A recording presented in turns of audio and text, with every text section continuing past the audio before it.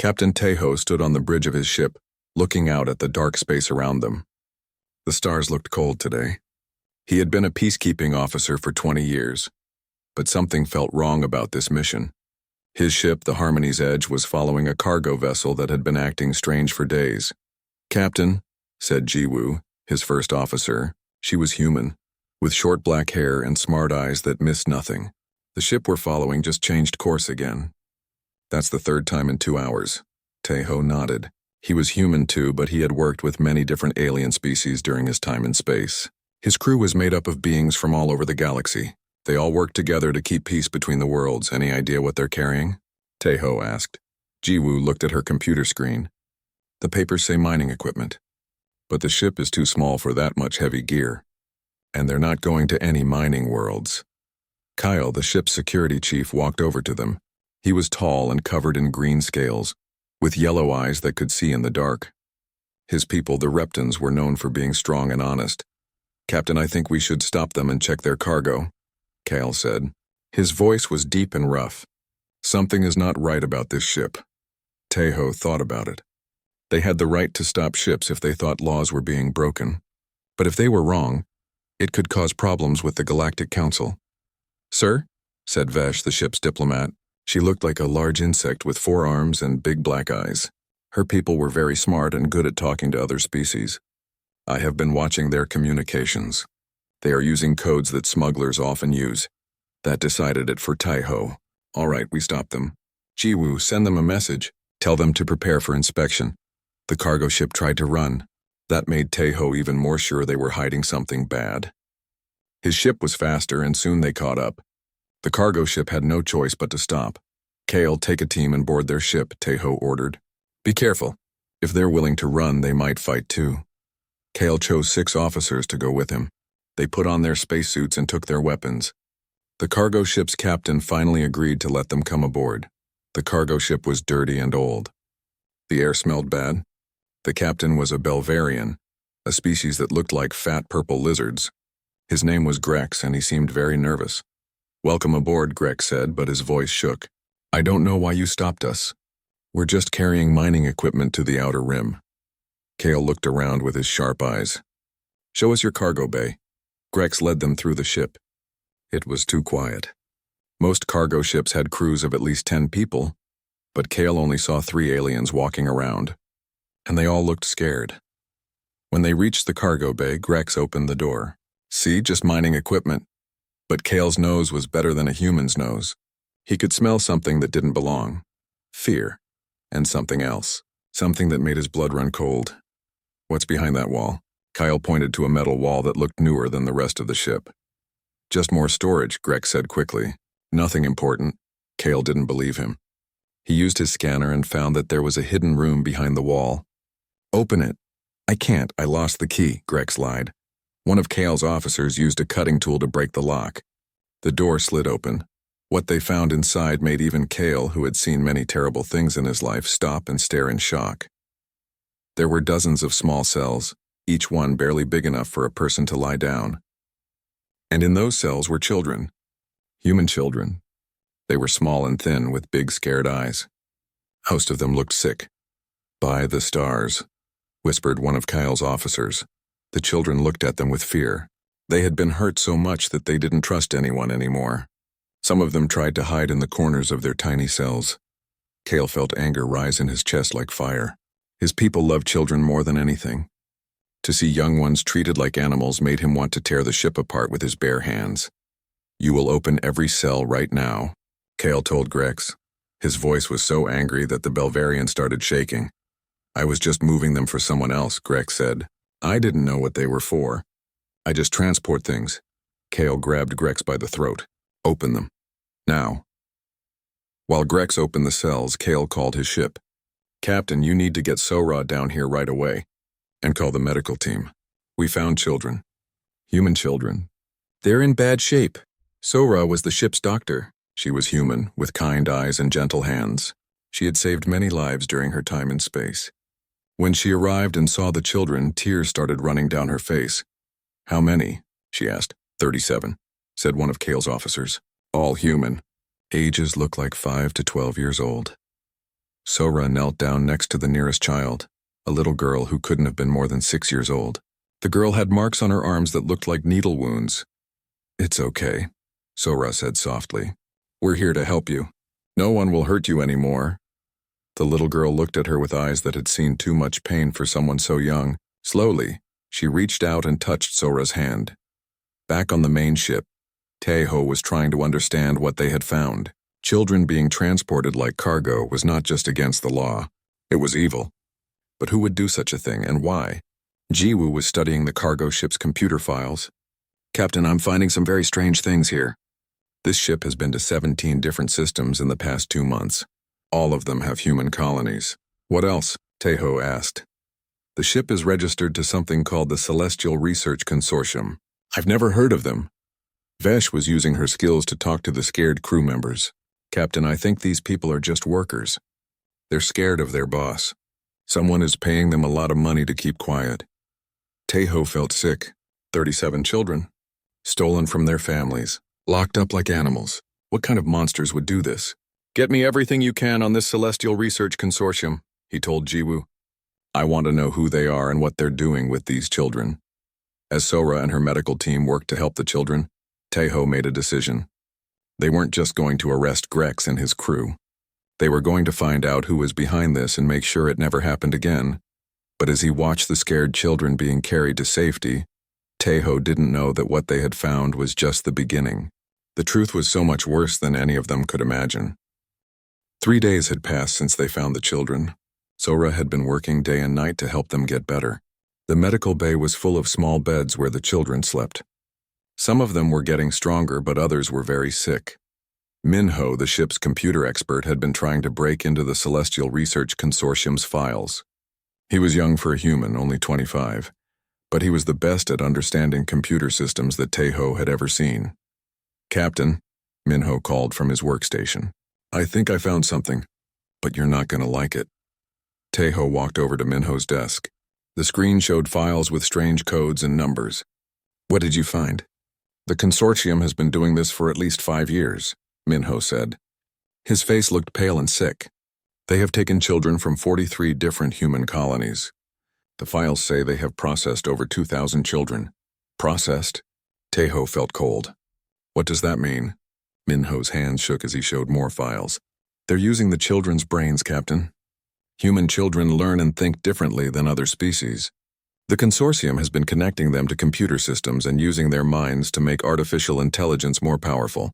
Jiwoo had been listening. She came over and looked at the screen. "Are you saying they're using children as living computers?"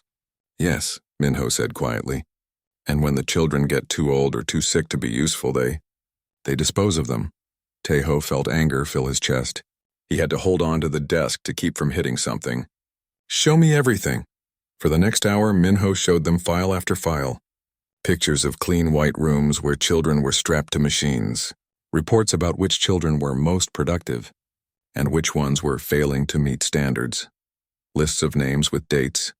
When children had been retired from service, the worst part was that it wasn't just 1 or 2 evil people doing this. The files showed that scientists from 6 different alien species were working together. They shared research and traded children like they were things instead of living beings. "There's more," Minho said. "The consortium has been selling their enhanced AI systems to governments and big companies all over the galaxy. Some of the buyers include members of the Galactic Council." Vesh had been reading over their shoulders. Her big black eyes looked sad and angry. "This explains why no one has stopped them. Too many important people are making money from this." Kale walked into the room. He had been guarding the prisoners from the cargo ship. "Hey, Captain, I think you need to talk to one of the children." She's finally able to speak. They went to the medical bay. Sora was sitting next to a bed where a girl who looked about 10 years old was lying. The girl had dark hair and thin arms covered in small scars. "This is Ye-Jin," Sora said softly. "She's been very brave. She wants to tell you what happened to her." Taeho knelt down next to the bed so he wouldn't seem scary to the little girl. "Hello, Ye-Jin. My name is Taeho. Can you tell me about the place where you were before?" Ye-Jin looked at him with eyes that seemed too old for her face. When she spoke, her voice was very quiet. "They took me from my home 2 years ago. My mama and papa were sleeping. The bad men said I was special. What did they do to you?" Taeho asked gently. "They put me in the white room. There were lots of other children there. They put wires in our heads and made us think about problems all day. Math problems and word problems and picture problems. If we got tired, they gave us shots to make us think faster. Sora held Yejin's hand. It's okay. You're safe now. The children who couldn't think fast enough went away. Yejin continued. They said they went to a nice place, but I know they were lying. I heard them talking. They said the slow children were no good anymore. Teho felt sick. How many children were there? Hundreds. They kept bringing new ones and taking old ones away. Some of the older kids tried to help the little ones, but the guards would hurt them if they got caught. The guards, Jiwoo said. What species were they? All different kinds. Some looked like big bugs, some looked like you, some had scales like Kyle. They all wore white coats and carried shock sticks. Kyle made a growling sound. His people hated anyone who hurt children. Did they tell you why they were doing this? They said human children had the best brains for their machines. They said we were special because we could think in ways that other species couldn't. But they talked about us like we were animals. After Yejin fell asleep, the crew gathered in the main conference room. Everyone looked angry and sad. We have to stop this, Sora said. There are hundreds of children still trapped in those places. But how? Asked Vesh. If the Galactic Council is involved, we can't trust the normal legal system. Teho looked around the table at his crew. They were all different species, but they all cared about doing the right thing. We could try to go through official channels, but that could take years. And while we're filling out paperwork, more children will die. What are you thinking, Captain? Jiwoo asked. I'm thinking we find these places and shut them down ourselves. Kyle smiled, showing his sharp teeth. I like this plan. It would make us criminals, Vesh warned. We would be going against the Galactic Council. The Galactic Council is already criminal if they know about this and do nothing, Sora said angrily. Those are children, babies. If we don't help them, who will? Minho had been quiet, but now he spoke up. I can find their locations. The files have addresses for 17 different facilities. Most of them are in systems that don't have strong governments. That's not a coincidence, Jiwoo said. They picked places where no one would ask questions. Teho made his decision. We're going to visit each one of those facilities. We're going to free every child we can find. And we're going to make sure the people responsible never hurt another child again. The ship's crew might not all agree, Vesh said. Some of them might be scared to break the law. Then we'll ask for volunteers, Teho said. No one has to come with us if they don't want to. But I'm going whether anyone else does or not. One by one, every member of his senior crew agreed to help. Even Vesh, who usually tried to solve problems with words instead of fighting, said she would do whatever was needed. There's something else, Minho said. The files show that they're planning to expand the program. They want to start taking children from other species, too. They think they can modify young alien brains to work like human ones. Then we don't have much time, Teho said. How long until we reach the nearest facility? 4 days, Jiwoo answered. It's in the Kepler system. According to the files, they have about 60 children there. Good. That gives us time to plan. Minho, I want you to send copies of everything you found to every news organization and government official you can think of. If something happens to us, at least the truth will be out there. What about the children we already rescued? Sora asked. We take them with us. They're not safe anywhere else until this whole organization is destroyed. As the meeting ended, Teho looked out at the stars again. They didn't seem cold anymore. They seemed angry, like they were burning with the need for justice. In 4 days, they would begin a war against people who treated children like things. It was going to be dangerous and they might not survive. But Teho knew they had no choice. Some things were worth fighting for, even if it meant giving up everything else. The first rescue mission changed everything. Teho and his crew had attacked the consortium facility in the Kepler system like they had planned. They found 58 children locked in rooms that looked like laboratories. The children were thin and scared, with wires coming out of their heads. But the rescue had not been quiet.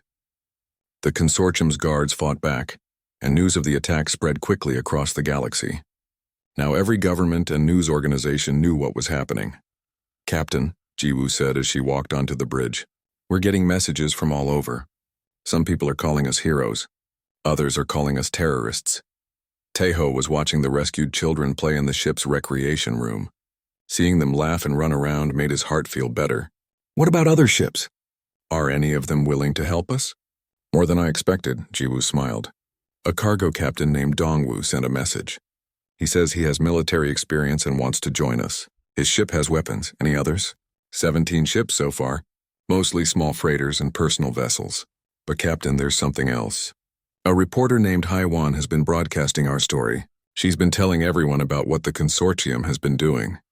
Minho looked up from his computer station. The broadcasts are working.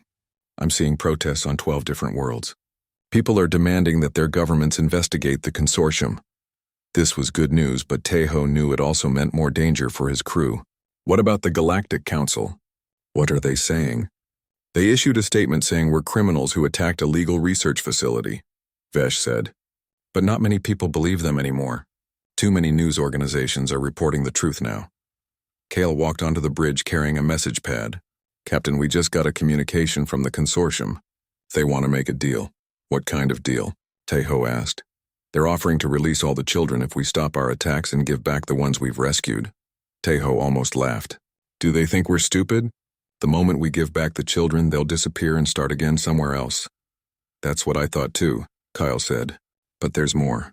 They're also threatening to kill all the children in their remaining facilities if we attack again. The bridge went quiet. Everyone knew what this meant. The consortium was desperate enough to murder children to protect their business. How many facilities do we think they still have? Tejo asked. Minho checked his files. 14 that we know about. Maybe 300 children total. Sora came onto the bridge carrying Yejin. The little girl had become much stronger over the past week, but she still didn't like to be alone. Captain, Yejin wants to tell you something. Yejin looked up at Tejo with serious eyes. The bad people are lying. They won't let the other children go. They need them too much. How do you know? Tejo asked gently.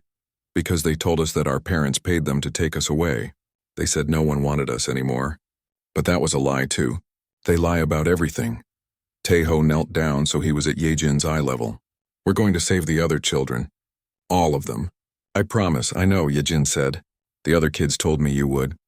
We could feel it when you saved us. It felt like hope. After Yejin left with Sora, the crew had an important meeting. They needed to decide how to attack the remaining facilities without giving the consortium time to hurt the children. We need to hit them all at the same time, Jiwoo said. But we don't have enough ships. Maybe we do, said a new voice. Everyone turned to see a woman they didn't recognize walking onto the bridge.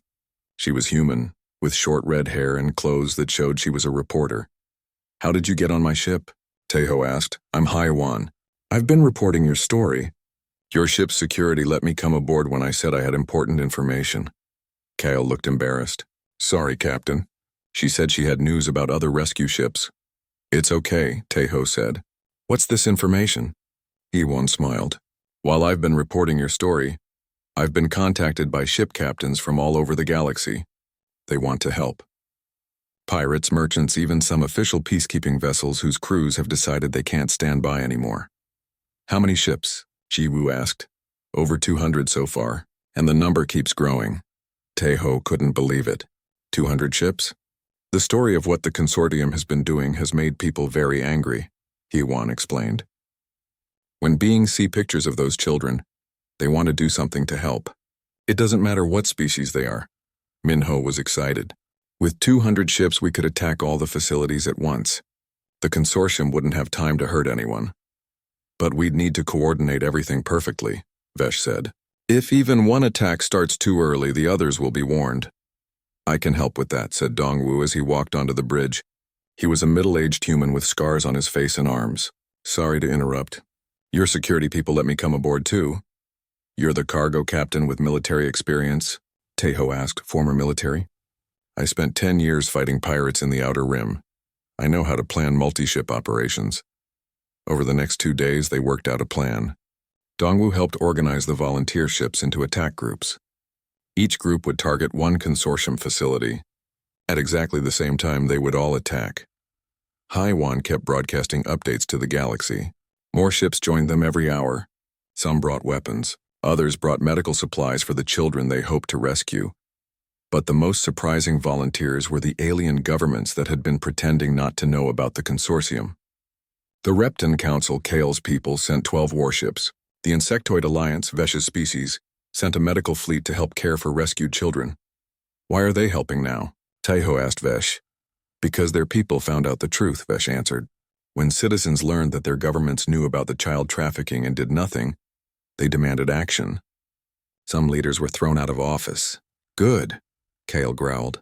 Leaders who don't protect children don't deserve to lead. The night before the coordinated attack, Taeho couldn't sleep. He walked through his ship, checking on the rescued children. Many of them were having bad dreams, but Sora and her medical team were helping them feel safe. He found Yejin sitting in the observation lounge looking out at the stars. Can't sleep either, he asked as he sat down next to her. I keep thinking about my friends who are still trapped, she said. What if we can't save them all? We will, Taeho said. I promised you that, I know. But what if some of them are too sick to be saved? What if the bad people already hurt them too much? Taeho didn't have a good answer for that. Some of the children they had rescued were very damaged. The doctor said some of them might never fully recover from what had been done to their minds. Even if we can't fix everything, Taeho said finally, we can make sure it never happens again. And we can help the children who are still alive have better lives, Yejin nodded. The other kids are scared, but they're also excited. They know something big is going to happen tomorrow. How do they know? We can feel it. All the human children can. It's like there's something in the air. Like the whole galaxy is angry and ready to fight. Taeho looked out at the stars. In a few hours, over 200 ships would attack the consortium at the same time. They would either save hundreds of children or they would fail and make everything worse. But looking at Yejin's hopeful face, Taeho knew they couldn't fail. Too many people were counting on them. Too many children needed them to succeed. Tomorrow we end this, he said. Tomorrow we save everyone, Yejin agreed. Outside the ship, the stars seemed to burn brighter, as if the universe itself was preparing for war. The coordinated attack began at exactly midnight, Galactic Standard Time. Across 14 different star systems, over 200 ships moved toward consortium facilities at the same moment. Taeho watched his screen as reports came in from the other attack groups. Kepler 7 facility under attack. Vega station breached. Centauri lab secured. One by one, the consortium's evil operations were being destroyed. But the facility that Taeho's group was attacking was different. It was the consortium's main research center, hidden in an asteroid field near a dead star. This was where they did their worst experiments. Captain, Minho said, his voice tight with fear, I'm reading massive energy signatures from the facility. They're powering up something big. Weapons? Kale asked. He was ready for a fight, his clawed hands gripping his rifle. No, Minho said, looking at his readings more carefully. It's their main computer system. I think they're trying to transfer all their research data before we can stop them. Jiwoo understood what this meant.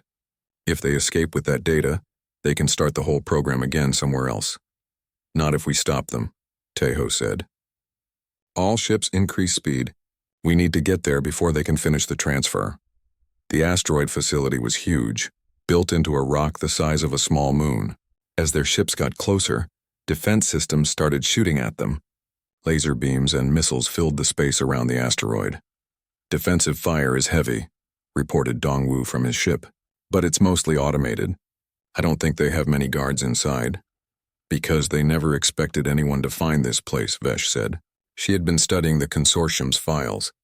According to the records, this facility processes the most valuable children, the ones with the strongest mental abilities.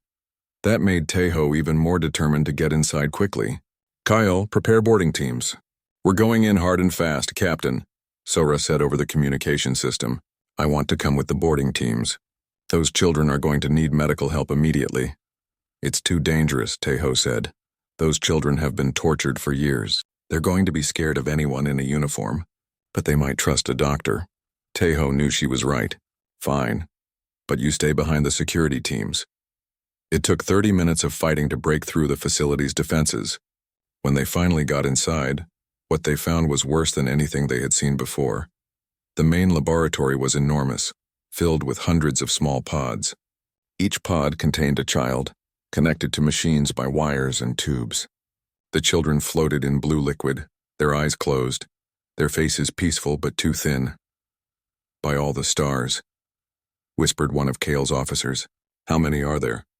Minho was checking his scanner. I count 412 children in this room alone. And there are 3 more levels below us. Sora ran to the nearest pod and started checking the child inside. It was a boy who looked about 8 years old. They're alive, but barely. The machines are keeping them unconscious while using their brain power. How do we wake them up? Taeho asked, very carefully. If we just disconnect them, the shock could kill them. While Sora and her medical team worked to safely disconnect the children, Kyle's security teams searched the rest of the facility. They found the consortium scientists hiding in a secure control room. Open this door, Kale demanded, pointing his weapon at the door's control panel. You don't understand, said a voice from inside. We're doing important research. These children are helping to advance civilization. You're torturing babies, Kale growled. Open the door or I'll blow it open. When the scientists finally came out, Taeho was shocked to see that one of them was human. A woman with gray hair and cold eyes who showed no shame for what she had done. You're making a mistake, she said. These children were volunteers. Their families were paid well for their participation. Liar, said a new voice. Everyone turned to see Yejin walking into the laboratory. She had insisted on coming even though Taeho had tried to make her stay on the ship. You, the scientist said, recognizing Yejin. Subject 127. You were one of our most promising specimens. Yejin walked up to the woman without fear. I wasn't a specimen. I was a little girl who missed her mama and papa. And you stole me from them. Your parents sold you to us, the scientist said cruelly. They needed the money more than they needed you. But Yejin just smiled. I know that's not true. Captain Taeho found my real parents. They've been looking for me for 2 years. They never stopped believing I was alive. The woman's face went pale. She hadn't expected Yejin to know the truth. While they were talking, Minho had been working on the facility's computer systems. Captain, I found something terrible. This isn't just about using the children's brains for artificial intelligence. What else? Taeho asked. They've been experimenting with connecting human children's minds together. They've created a massive shared consciousness using dozens of children at once. It's like they've turned the children into parts of one giant brain. Sora looked sick. That's why some of these children look so much worse than the others. They've been connected to the network the longest. Where is this network? Kale demanded. Minho checked his computer. The bottom level. And Captain, there's something else. The shared consciousness is still active. I'm reading massive mental activity from 47 children who are all connected together. We have to disconnect them, Sora said. It might not be safe, Minho warned. They've been connected for so long that separating them could damage their minds permanently. Leaving them connected will definitely damage them, Taeho said. We're getting them out. The trip to the bottom level was like going into a nightmare. The walls were covered with wires and blinking lights. Strange sounds echoed through the halls, and when they finally reached the main chamber, they found something that none of them had been prepared for. 47 children floated in a circle of pods, all connected by thick cables to a central computer. But these children weren't unconscious like the others. Their eyes were open, and they were all looking at the same spot in the air, as if they were seeing something that wasn't there. They're awake, Sora whispered. But they're not really here, Minho said, reading his instruments. Their minds are somewhere else, somewhere in the computer network. Suddenly, all 47 children turned to look at Taeho at the exact same moment. When they spoke, it was with one voice, but it sounded like a chorus of children singing together. We have been waiting for you, they said. We knew you would come. We're here to help you, Taeho said, not sure if they could understand him. We know. We can feel the other children you have saved. Their happiness gives us strength. We're going to disconnect you from these machines, Sora said gently. We understand, but we are afraid. We have been together for so long. We do not remember how to be separate. Yejin stepped forward. I can help them remember. Before anyone could stop her, she walked up to one of the pods and placed her hand on the glass. Immediately, all 47 children smiled. We remember now, they said together. We remember our names. We remember our families. We remember who we used to be before they made us into one.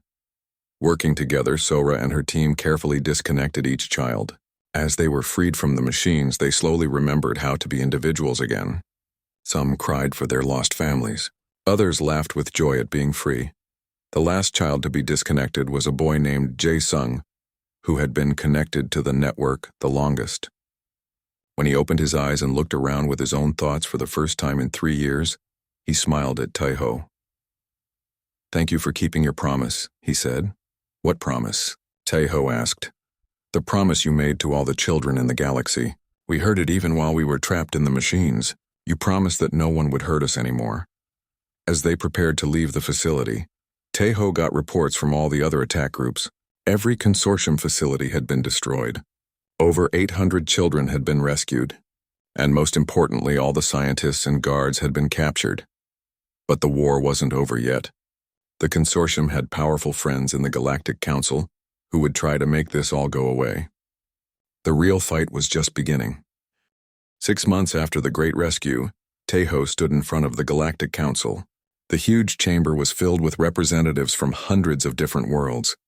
Some of them looked angry. Others looked ashamed. All of them were staring at the evidence that covered the walls. Pictures of the rescued children. Video recordings of the laboratories. Documents proving that Council members had known about the consortium and done nothing to stop them. This council stands accused of allowing the torture and exploitation of innocent children, said the Chief Justice, a tall being with blue skin and silver eyes. Captain Taeho, you and your crew broke many laws to expose this conspiracy. How do you answer these charges? Taeho looked around the chamber. In the gallery, he could see many of the rescued children with their families. Yejin was there, sitting between her mother and father who had never stopped looking for her. Jae-sung was there too, still weak but getting stronger every day. We broke laws, Taeho said clearly, but we saved lives. If following the law means allowing children to be tortured, then the law is wrong. You cannot simply decide which laws to follow, said Councillor Vex, one of the politicians who had been taking money from the consortium. Civilization depends on order. Jiwoo stood up from her seat. What civilization? A civilization that treats children like things to be bought and sold? That's not civilization. That's evil. Haiwan, the reporter who had helped spread the truth, activated a large screen. On it appeared the face of Dr. Sarah Chen, one of the human scientists who had been working for the consortium. We have new evidence, Haiwan announced. Dr. Chen has agreed to testify about the council's involvement in exchange for a reduced sentence. Dr. Chen looked tired and ashamed. For 5 years, I helped the consortium experiment on children. I told myself it was for the good of science. But the truth is, we did it because it made us rich and powerful. Tell them about the council's role, he once said. The council knew everything. They received monthly reports about our research. Some council members even visited our facilities to see the results for themselves. They allowed us to continue because they wanted access to our enhanced AI technology. The chamber erupted in angry voices. Some council members tried to deny the accusations, but the evidence was too strong. Councillor Vex stood up angrily. Even if some council members made mistakes, that doesn't give vigilantes the right to attack legal facilities. Legal? Kale's voice boomed through the chamber. The big reptilian had been given permission to speak as a representative of his people. There is no law in any civilized system that makes it legal to torture children. The consortium had proper licenses, Vex argued. Licenses to do medical research on willing adult volunteers, Sora said, standing up. Not to steal children and use them as biological computers. Vesh, the insectoid diplomat, activated another screen. This one showed financial records. We have traced the money trail. 17 council members received payments from the consortium. They were not just allowing this to happen. They were profiting from it. The evidence was overwhelming. One by one, the corrupt council members were arrested. Some tried to run, but the galaxy was watching now. There was nowhere to hide. But the most powerful moment came when Yejin was allowed to speak. The little girl walked to the center of the chamber, looked up at all the powerful alien politicians, and spoke in a clear, strong voice. You were supposed to protect children like me. Instead, you let bad people hurt us because it made you money. My friends and I lost years of our lives. Some of my friends died, all because you didn't think we were important enough to save. She paused and looked directly at Councillor Vex. But now everyone knows what you did, and everyone knows that there are good people like Captain Taeho who will fight to protect children when the grown-ups who are supposed to protect us fail. The trial lasted 3 more days. In the end, the corrupt council members were found guilty and sent to prison. The consortium was officially declared a criminal organization, and all their assets were seized to pay for the children's medical care and to help them find their families. But more important, then the punishments was what happened. Next, a new organization was created called the Galactic Child Protection Service. It was led by Captain Taeho, with Jiwoo as his deputy and Sora as the head of medical services. Kale became the head of security, and Vesh was put in charge of diplomacy between different species. Their mission was simple: make sure that what happened to the consortium's victims never happened again. The rescued children became the heart of this new organization. Many of them, including Ye-jin and Jae-sung, joined special schools where they learned alongside young aliens from every species in the galaxy. They helped teach other children about different cultures and how to recognize when someone might be trying to hurt them. The children are our best teachers, Sora explained to a group of new volunteers. They understand better than anyone how to spot the signs of abuse and trafficking. Minho had developed new computer systems that could detect when children were being moved illegally between worlds. Every ship and every port now had scanners that could identify when someone was transporting children without proper family documentation. Dongwoo had organized a fleet of volunteer ships that patrolled the space lanes, looking for smugglers and traffickers. His ships were painted bright blue with the symbol of a child reaching for the stars. Hee-won continued to report on their work, making sure the galaxy stayed informed about child protection efforts. Her news reports helped parents on hundreds of worlds learn how to keep their children safe. 1 year after the trials, Taeho stood in the main hall of the new Child Protection Headquarters. The walls were covered with pictures drawn by the rescued children. They showed happy families, peaceful worlds, and brave heroes fighting against the darkness. Ye-jin, now 11 years old and much healthier, ran up to him with a new drawing. "Look what I made," she said, showing him a picture of their ship surrounded by stars. "It's the Harmony's Edge saving the universe." "It's beautiful," Taeho said. "But you know we didn't save the universe by ourselves. It took everyone working together." "I know," Ye-jin said, "but you started it. You made the choice to help us when no one else would." Jae-sung, who was now 13 and helping to train new protection officers, joined them. "Captain, we got a report of possible trafficking in the Andromeda sector. The local authorities are asking for our help. Prepare a rescue team," Taeho said, "and alert the volunteer ships in that area." As his crew prepared for another mission, Taeho looked out at the stars through the headquarters' main window. The galaxy was a big place, and there would always be people who tried to hurt the innocent. But now there were also people watching and protecting. The children who had once been victims were now helping to save others. The aliens who had once ignored the problem were now the strongest defenders of child protection laws. And the corrupt officials who had allowed evil to flourish had been replaced by people who believed that protecting children was the most important job in the galaxy. "Captain," Jiwoo said, joining him at the window. "The new protection protocols are being adopted by 47 more worlds this month, and the volunteership program has grown to over 1,000 vessels." "Good," Taeho said. "But our work isn't finished. It won't be finished until every child in the galaxy is safe." "Do you think we'll ever reach that goal?" Jiwoo asked. Taeho looked at Ye-jin and Jae-sung, who were laughing as they helped younger children with their reading lessons. He thought about all the families that had been reunited and all the children who were now safe, because people had chosen to do what was right instead of what was easy. "Maybe not in our lifetime," he said, "but we've made a start. And as long as there are people willing to stand up for what's right, there's hope." Outside the window, a new ship was arriving. It was painted blue with the child and stars symbol, carrying volunteers who had heard about their work and wanted to help. Every day, more people joined their cause. The galaxy had learned an important lesson. When innocent children are threatened, the response must be swift and absolute. No law, no government, and no organization was more important than protecting those who could not protect themselves. And in the schools where human children learned alongside young aliens of every species, a new generation was growing up with a simple understanding. They were all responsible for taking care of each other. The stars themselves seemed to shine brighter, as if the universe approved of this new way of thinking. Children were no longer seen as property or resources to be used. They were seen as what they had always been, the future of all intelligent life deserving of protection, love, and hope. The war against those who would harm children was far from over. But for the first time in galactic history, the children had an army of protectors from every world and every species.